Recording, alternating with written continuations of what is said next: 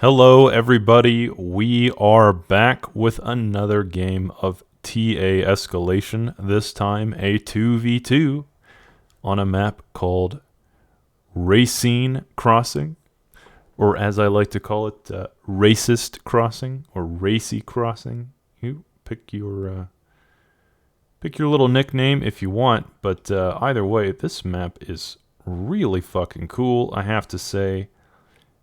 Only one little bridge between these two islands, so as you can see, this map was designed for water play. Definitely there's the option for hovercraft, or even just going pure naval. Going actual naval would be an option. Certainly you could you could sweep around the side here with a crusader or an enforcer and pretty much take out this entire base with just a T1 destroyer. And so this map, very cleverly designed. I really like it. I haven't seen it before, but I do expect us to have a good game, everybody. 2v2s are probably the kind of match I have casted the least, which is a shame because I really like 2v2s. It's definitely one of my favorite type of match to cast. It's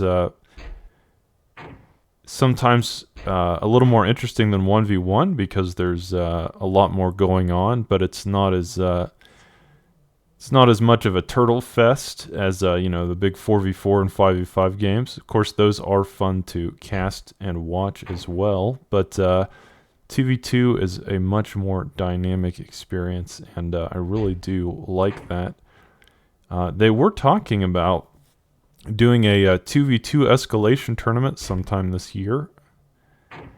Don't know when, but that would be awesome. I would love to cast myself a 2v2 escalation tournament if I could. But enough jabbering, guys. Let's get into the game here. Let me call out the players. We got next Race. I played against Race for the first time the other day. He is a super cool guy. Very nice, very helpful, and really, really easy to get along with. So shout out to you, Race. You are a great player and a really stand-up guy. Harold as well. Amazing guy and master troll. I have to say, Harold is one of the most practiced and accomplished trolls I think I've ever met, and I do mean that as a compliment. Do not take that the wrong way. Harold is a very funny guy, and one of the people that made this all possible. Here on the left side we have Krogoth. I haven't met him yet, but he is the red armed commander, and he is going K-Bot first. And here in the top left we have EXE, your reigning escalation god, as I might christen him. I don't know if that's fair, but yeah, EXE is always very fun to watch and cast, because you never know what kind of sneaky and innovative strategies you will be witness to, but whatever they are always a pleasure to watch, and always make his opponents quite miserable, I'm sure. There can be no doubt. So this is definitely an all-star type of match, I have to say. 4 very well-known players, and I'm excited to see them duke it out here on Racine Crossing.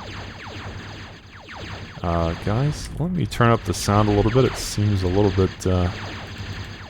quiet. Want to make sure that you get the full experience, the full viewing and listening experience in a Dolby HD quality. But yeah, this bridge has become very contested, and I do have to say that at this point it's probably going to be hard for either team to cross it. I think it's probably within the nature of this map for this bridge to become a bit of a gauntlet, as these sides will become very infested with defense and structures. It will make it difficult to cross, if it's even possible to cross at all. Certainly you could even just perhaps Dragon's Teeth off the entire bridge. But Race telling his opponent, or his teammate Harold, to move in. However, they will meet a wall of peewees and a light laser tower, and that might be enough to just push that back. Yet Race saying, retreat, retreat, get back, because the truth is, this is already too difficult to bypass here at this point. So at the beginning, a very close game, but both players just kind of fighting for that bridge, marking their positions, and as I said, it would be difficult to cross that bridge in a 2v2 type situation, especially once they begin building defenses. So we'll have to see what other methods the players want to utilize in order to make their way onto their opponent's islands and get that sweet, sweet harassment done. And as I say that, the question has been answered. EXE going hovercraft second. He did reclaim his K-Bot lab, and so he is now working on a hovercraft game plan. And his teammate Krogoth still on K-Bot, and but he has sneakily gone hovercraft as well here in the bottom left. Make sure I turn on the sonar command. A bit of a ninja floating hovercraft platform. Might be hard to find. And Harold also going hovercraft. And Race, the only player to go actual shipyard. So as I've stated before in these casts, ships will have the advantage in these games. In combat with hovercraft, ships are typically much more effective because they're designed that way. Ships can only traverse the water. They're very limited in that manner, and because of that, it does create a scenario where ships are extremely good at what they do. So should those ships meet those hovercrafts in direct combat, it won't be much of a contest. But the only problem is Race is confined to the water by choosing this option. So will that come back to bite him? We will have to see. Already EXE abusing the fact that he has gone hovercrafts, and he is now in his base with a single extremely annoying zapper. And this zapper will skirt the defense there. He's already taken out a con and a metal extractor. And yeah, Race struggling to get his units back to his base to defend all of his economy from this single very annoying zapper that has broken through. And with the help of these pulverizers, it might finally die, but very successful run there. That zapper definitely worth its weight in gold, taking out a lot of Race's economy. But as I said, Race now building these Vikings, and these Vikings will be quite effective, I think, in combat with these hovercrafts, if they can catch them in the water before they make landfall.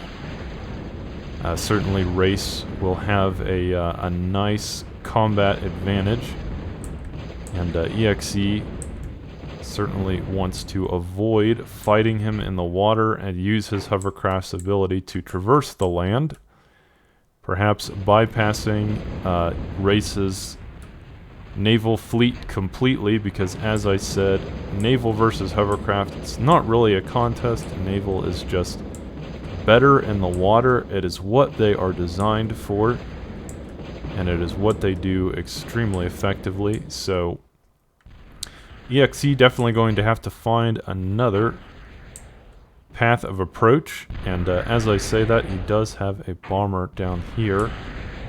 Seems like it's gearing up for a bombing campaign of some sort. And Harold with a single salamander that has snuck around the back there, but probably not going to be too big of a problem, as Harold and Krogoth do meet in the water with a fleet of the combat hovercraft, the T1 medium cannon hovercraft. They're just kind of the mainstay.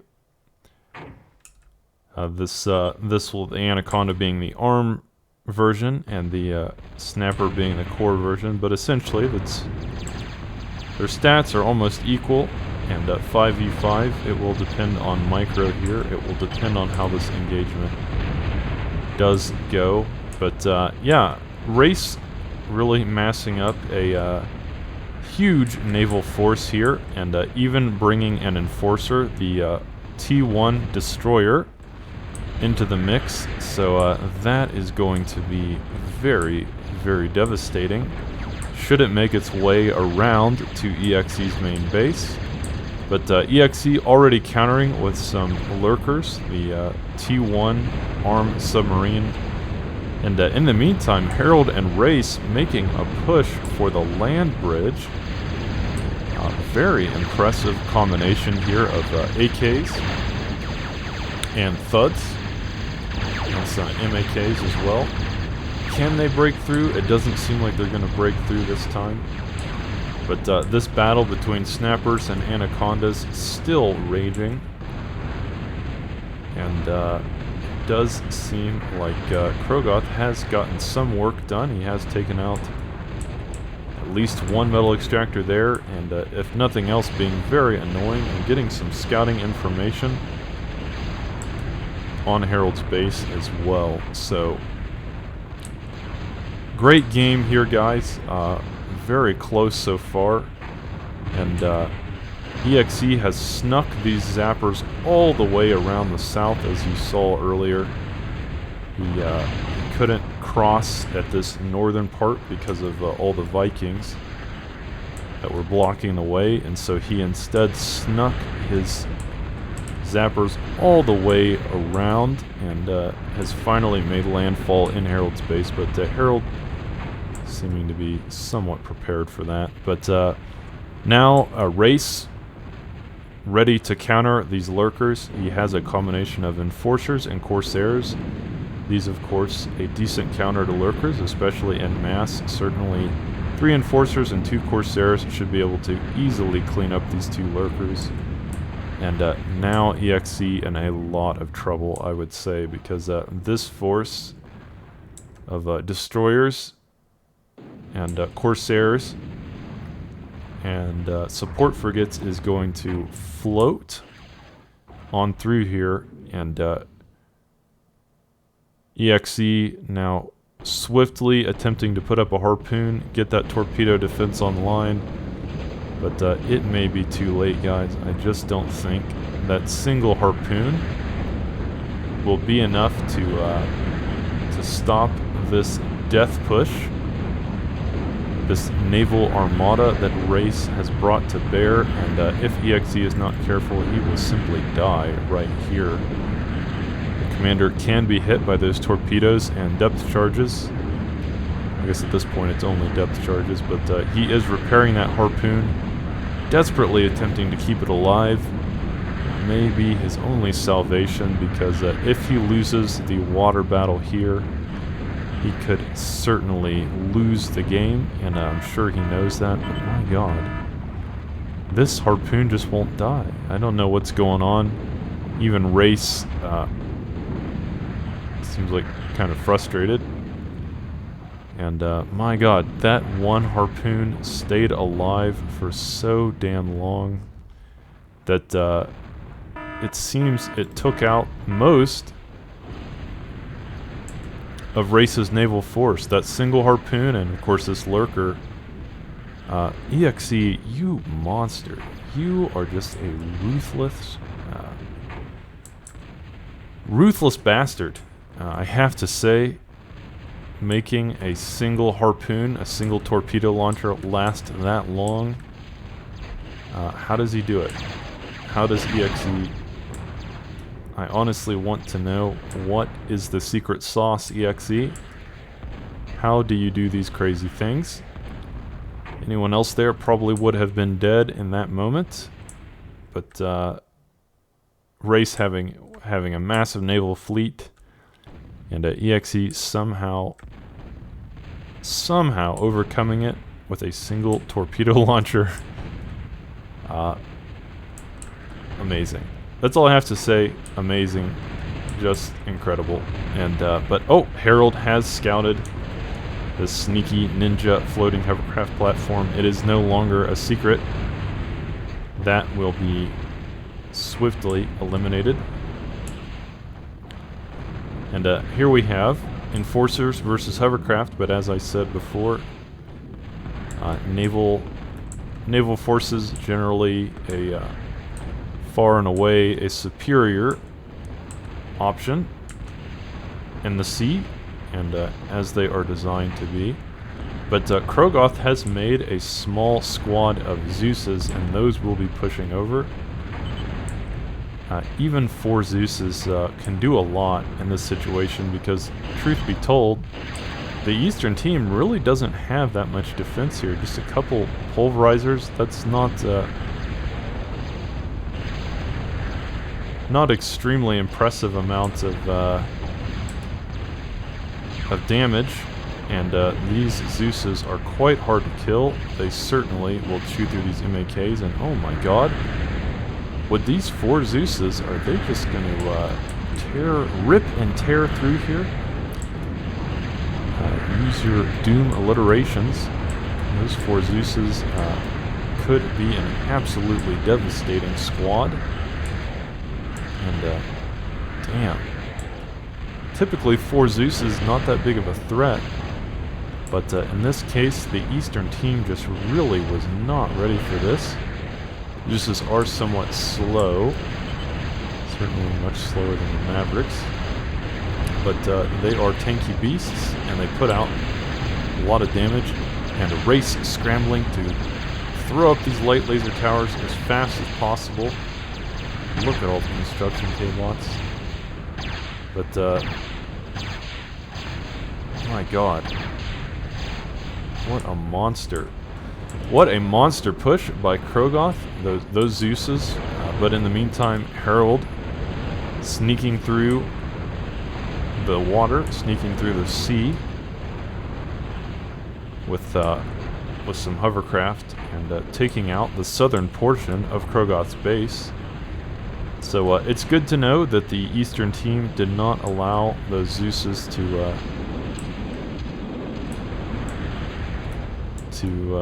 break through with impunity. Certainly there was a bit of a counterattack by Harold, both teams inflicting some damage on each other.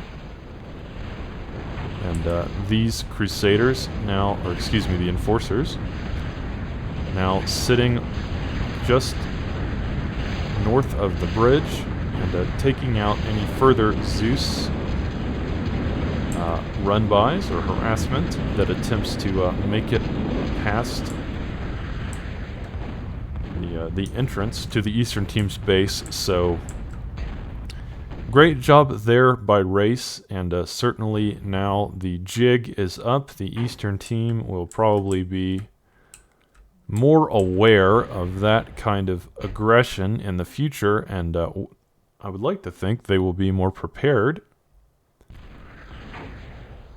for this kind of situation. But you know, as I say that, EXE now has really committed to the sea with 4 lurkers. That's a lot of submarines and 2 destroyers and a couple vanguards as well. So EXE is certainly in a very dominant situation, it feels like, in the water. This could be a deciding battle. Can Race win this combat? there is a lot of submarines, and submarines really the kings of the sea. Very difficult to deal with, especially in mass. And it does look like EXE definitely came out ahead in that that little skirmish engagement. So Race definitely on the back foot in the sea, as EXE will push through now with his armada of submarines and destroyers and escort frigates. I have to say, Race definitely going to have to pull off a miracle to survive this this coming naval push. Can he do magic with a single torpedo launcher, the way EXE did? Is it possible to keep this thing alive long enough to stop EXE's push? He's definitely going to need more than one. If he wants to do this strategy, he's going to need... Yeah, he's building a second one. But, guys, I just don't know if it's in time. If I'm being totally honest with you, I don't think that a single torpedo launcher is going to save Race. And he has been pushed out of the sea. In fact, he's in danger of his commander just dying here. That is a lot of torpedoes. And unfortunately, those destroyers will also be able to hit him on the land. If EXE is paying attention, he could possibly just kill him here. But, yeah, Race now bringing a Morty up to try to shell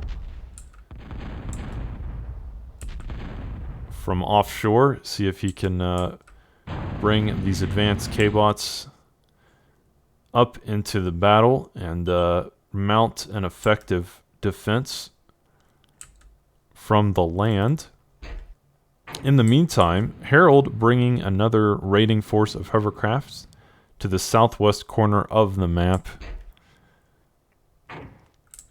And EXE doing what I mentioned earlier and taking control of the sea, and now he is going to utilize that to its full advantage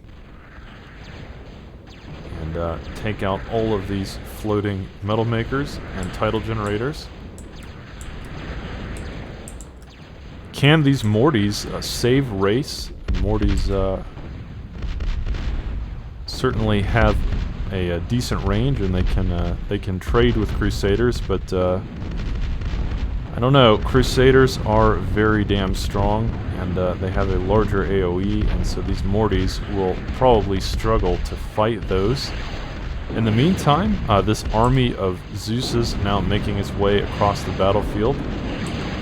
It does seem that Harold attempted to Dragon's Teeth off that entrance, but not in time. Those Zeuses do break through before the Dragon Teeth wall can be completed. And Zeuses versus Pyro, those Zeuses certainly the favored in this particular matchup. In the meantime, Harold's push there will be cleaned up, as it seems that EXE is now on T2 hovercraft as well. He's got an advanced hovercraft platform, and Krogoth has broken through with this army of Zeuses. This time it looks like he has 9, so we already saw what 4 Zeuses can do. 9 Zeuses will be even more devastating, and geez, the Eastern team doesn't even have anything to deal with this at the moment. Those Mortys are very, very far away, and Pyros, as we've already seen, not the best counter to Zeuses. Certainly there are better counters. Probably Cans would be ideal. Cans are a good counter to Zeuses, or Dominators. Dominators can outrange them. There are some counters, but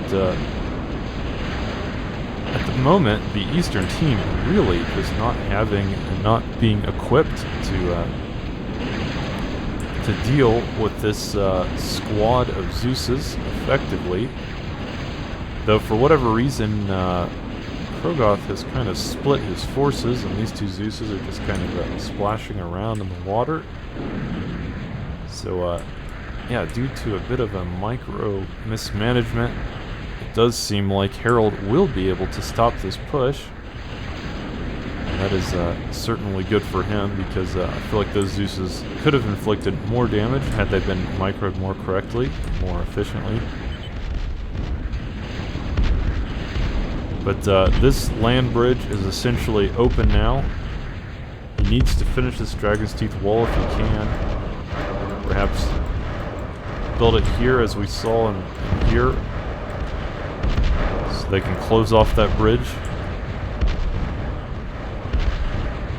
from further harassment. But in the meantime, EXE, with a combination of vanguards and hailstorms, will be making a second push, from this time from the sea.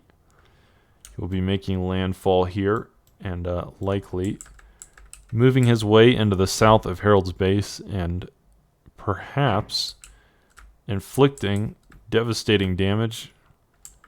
Those Mortys now being brought down to stop this attack. Certainly the Eastern team knows it's happening, and they are attempting to move their chess pieces into position to counter this incoming attack. There are some Dominators here and some Pyros,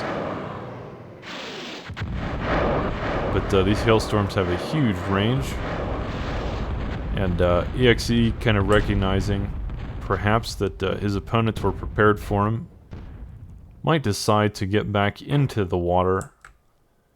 But yeah, the problem is that the Western team pretty much has total naval control, and that is a big issue. That's going to be a huge problem for the Eastern team. To allow naval control on this map means that you essentially allow your opponents almost infinite avenues for attacks. They can come in at any point of the island, and but as I say that, Race building some cormorants here. That's the T1 depth charge gunship, and this may be one way that they attempt to combat their naval disadvantage. These T1 naval gunships, certainly extremely effective against especially naval units. I don't think they can hit hovercraft though. That is a problem, because they use depth charges, and hovercraft are floating. Floating units cannot be hit by depth charges. So yeah, those cormorants can take out the subs, and they can take out the escort frigates, but they cannot really deal with hovercraft. But overall, I mean, I have to say, the Eastern team, despite their disadvantage, despite the fact that they have been kicked out of the sea almost completely, are doing an admirable job of holding the line here, and maintaining composure, despite the fact that it certainly seemed like they were in a tricky situation.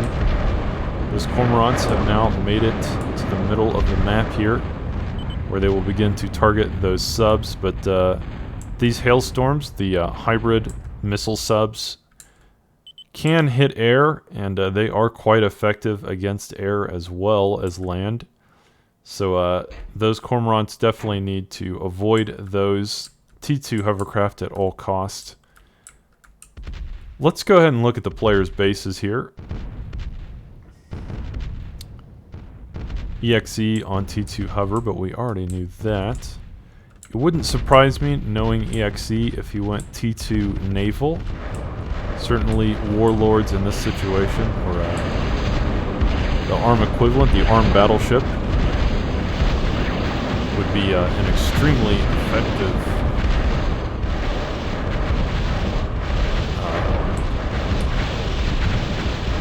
raiding option. To bombard the Eastern team from the sea seems like a wonderful idea in this game. As I said before, he could sneak those T2 battleships right pretty much into the heart of Race's base and inflict unbelievable damage. But as of yet, no, I don't see that he is going for the T2 naval tech, which again surprises me. It's very much like EXE to do something like that, but instead he is staying on that T2 hovercraft tech right now and using these hailstorm to bombard his opponents from a long range with these rapid firing homing missiles. But as you can see, the Dominators, not a bad counter to these.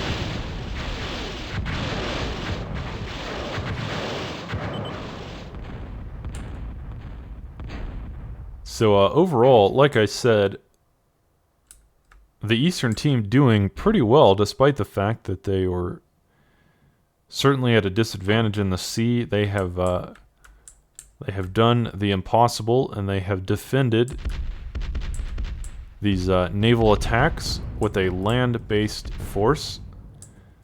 It's a pretty impressive achievement, I have to say, generally speaking. Once a team takes control of the sea on a map like this, it will typically spell disaster. But the Eastern team being extremely resilient in this situation, they have held on for dear life, and they apparently do not need the sea to make this game work. But despite that, they are attempting to get their metaphorical feet wet again, as Race has now built another shipyard and is attempting to retake control of the water. Tsunami's now in the mix. The Tsunami, the T2 artillery hovercraft. They're very similar to the Luger. They just shoot these somewhat inaccurate shells from a long range, but they're especially good in numbers. They can outrange most T2 units, and they're good against buildings as well. So if EXE can kind of get a critical mass of Tsunamis, that could certainly be a game changer. But he will need more than 2. He is building more at the moment. But yeah, these Tsunami, as I said, are just kind of a floating, mobile T2 artillery unit. They do decent damage, and they're not the most accurate. But they will get the job done. But you need quite a few of them, I think, to really make a difference. And in the meantime, Krogoth pushing through with an army of Zeuses and Fidos. And these Dominators pushing them back, but they have broken through the bridge. And they are now on the land. And again, the Eastern team just not really doing that great of a job defending their side of the bridge. They didn't have a sentinel. They were working on a sentinel, but it didn't get completed in time. And once again, the Western team has broken through and is now just laying waste to all of their economy, anything within reach. And they are having to bring their forces, divert their army to stop that push. But in the meantime, Harold with his army of Gimps, Gimp, the core T2 amphibious K-bot, they can move on the sea floor and then emerge onto land with these powerful green lasers. But also, Harold with a group of Nixers is going to kill some wind generators. And, yeah, these Dominators, extremely effective. It does seem like the Eastern team has finally cleaned up this push, but Race now with his own army of Gimps. And Gimps, they're nothing to scoff at. They do a lot of damage. And they are going to take out this advanced hovercraft platform on their own. EXE now struggling to push back this Gimp force. The Western team is in a lot of trouble. Harold and Race being very innovative, coming in from the sea with this force of combined attack of Gimps and hovercraft.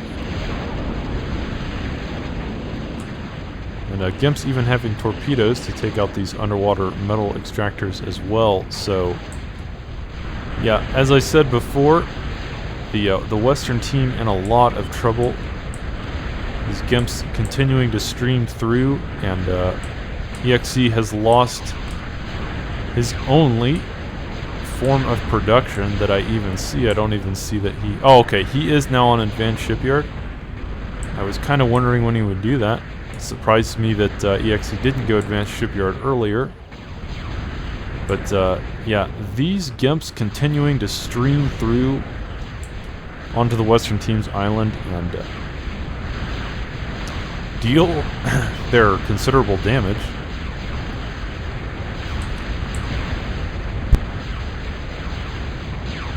And Race now saying in the chat, EXE dead. He certainly seems to feel that he has broken through into EXE's base. This Gimp attack extremely effective. And in the meantime, an army of Zeus is continuing to push onto the eastern island, but Race with just a few bombers doing pretty effective bombing runs onto this Zeus force. But yeah, they're going to need more than bombers to stop that.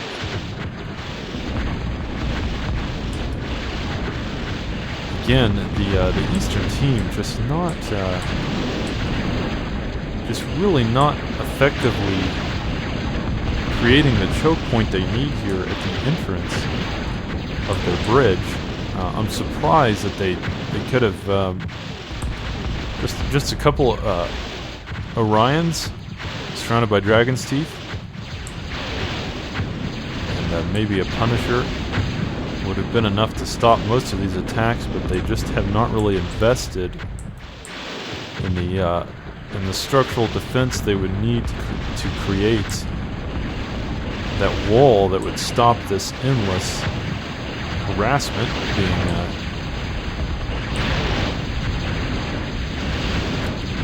especially by Krogoth. Krogoth has been the one that's been sending these constant raids through. The raids have been pretty effective throughout the game, but now they have a large force of Pyros, Cans, and Dominators, and that should be enough to clean up this particular attack.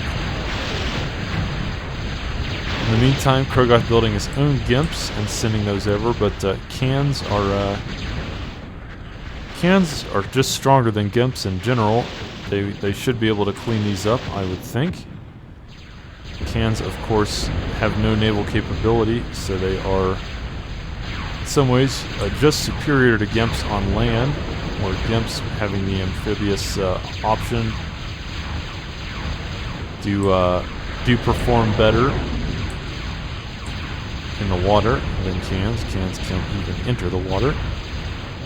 So, overall, yeah, the Eastern team always bending but never breaking. The Krogoth has sent quite a few raids of Zeus's, and those raids have not been completely ineffective, but Eastern team always managing to bounce back and reclaim their territory and rebuild.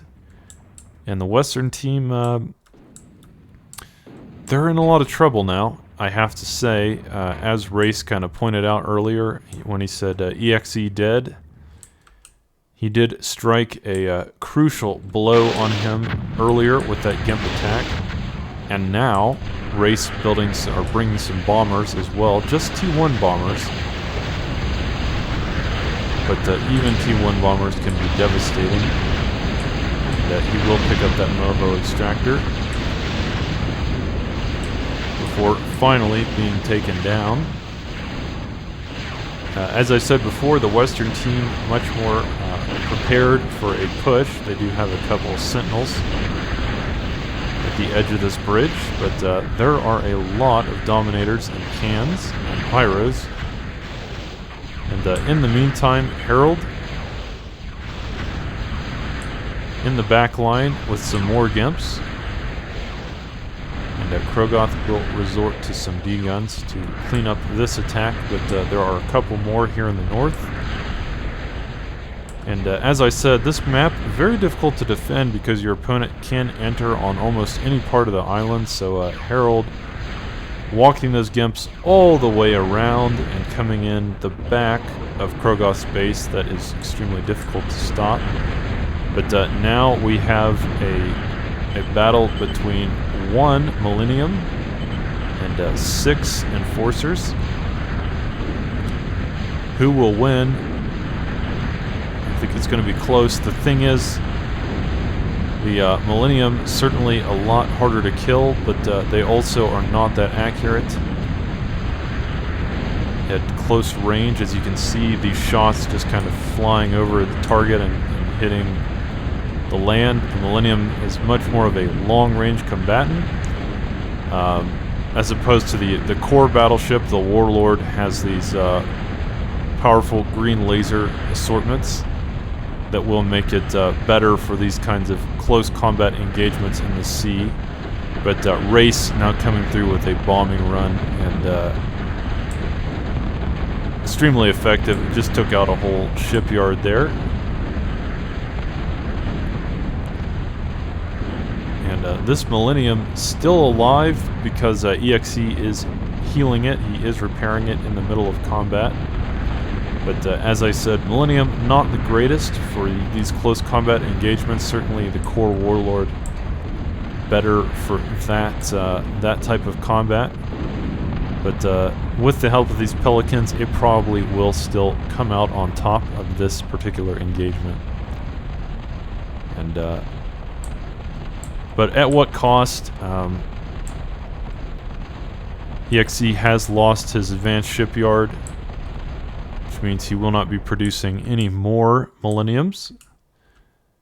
And EXE in general just struggling in this game, struggling to take back his island.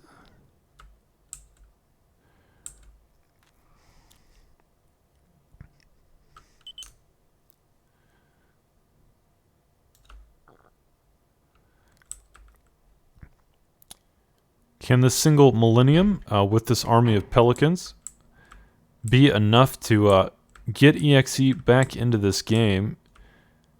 I don't know. He's in a lot of trouble. His opponents now building submarines. Of course, as we know, Millennium has no sub-defense. It has no way to attack underwater units. So submarines, a good counter to battleships in general. And Pelicans also... Well, no. In Escalation, Pelicans have a torpedo, I think. So the Pelicans will be able to attack those subs. But they can't really attack the Cormorants. Of course, the Cormorants can't really attack them either. You can focus fire. You can target the ground and do some damage. But... yeah, the Cormorants will focus on the Millennium instead. And these Pelicans can't really do much to protect it at all. They don't have that missile anymore in Escalation, so they cannot shoot the air.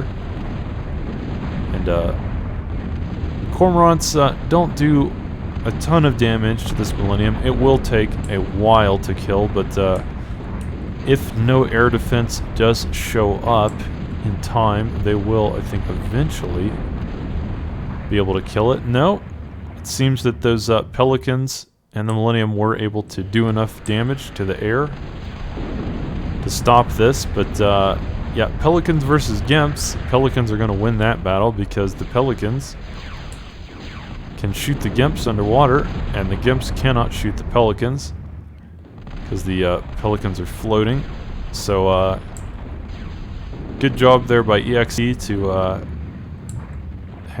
be able to attack this raiding force of Gimps with impunity. But that's a lot of Gimps, and even with these Pelicans sending out constant torpedoes, I don't know if it will be enough to stop it. It seems that those Pelican torpedoes don't do the most damage. Doesn't seem like they are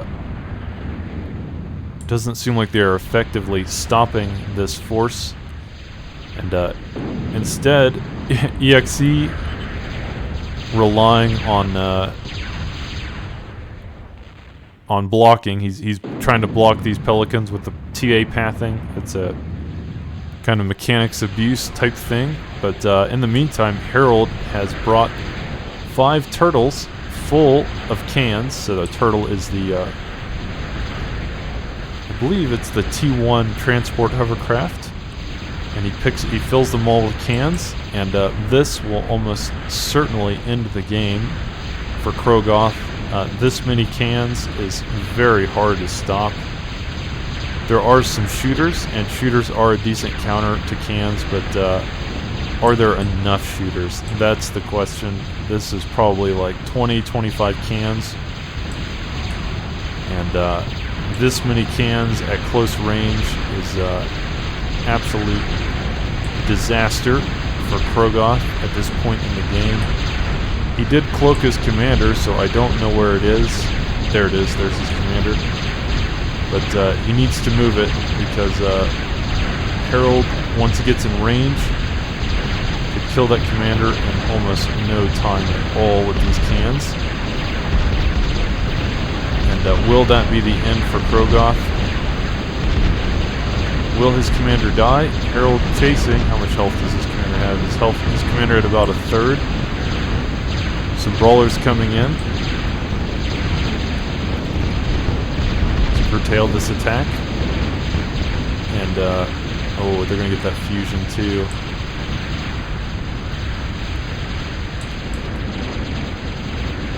But in the meantime, the Eastern team has taken the bridge, and they are now flowing through like water. They are simply coming through the bridge as well. An unstoppable stream of pyros and morties.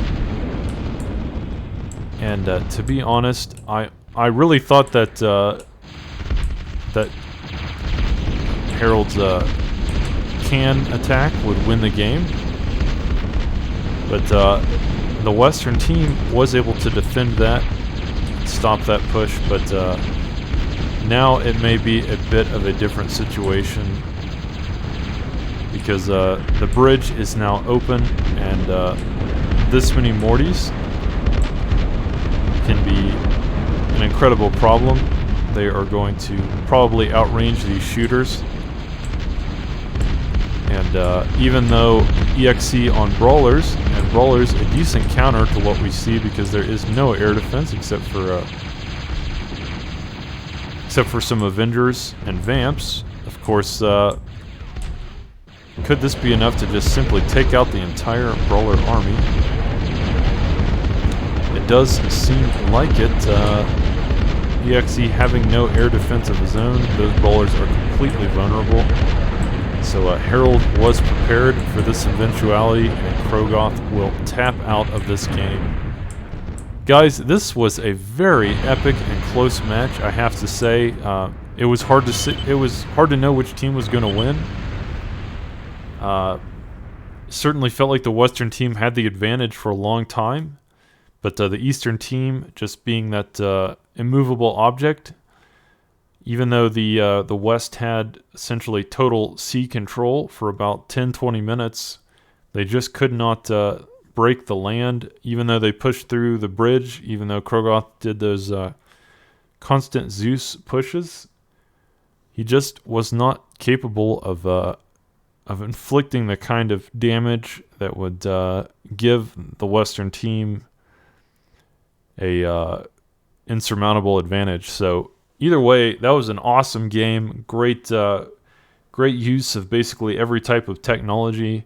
We got to see land, sea, and air, and hovercraft, and amphibious gimps, and pelicans, and gunships, and everything in between. So that is one reason I love TA and Escalation. Is just there's so many forms of technology, and watching them all interact that way is it's a lot of fun to cast.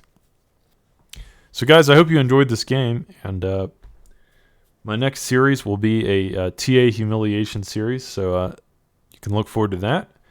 But in the meantime, I hope you enjoyed this game, and I will catch you in the next cast.